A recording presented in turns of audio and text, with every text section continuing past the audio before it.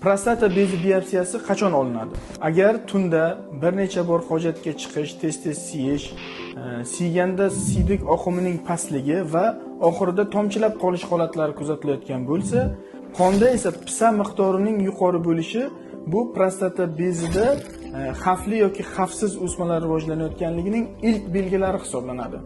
Bunday holatlarda pisa yuqori bo'lgandan so'ng biz prostata bezidan biopsiya olamiz. U qanday amalga oshiriladi? Prostata bezidan biopsiya UZI apparat yordamida o'zining maxsus xonasida va maxsus ignalar orqali prostata bezi to'qimasidan bir nechta namunalar olinadi va histologik tekshiruvga jo'natiladi. Histologiya natijasida bizga prostata bezi xavfli yoki xavfsiz o'smasi ekanligini tasdiqlab beradi va biz shunga qarab davo taktikasini tanlaymiz.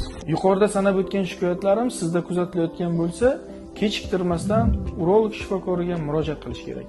Erta tashxis, sog'lom kelajak.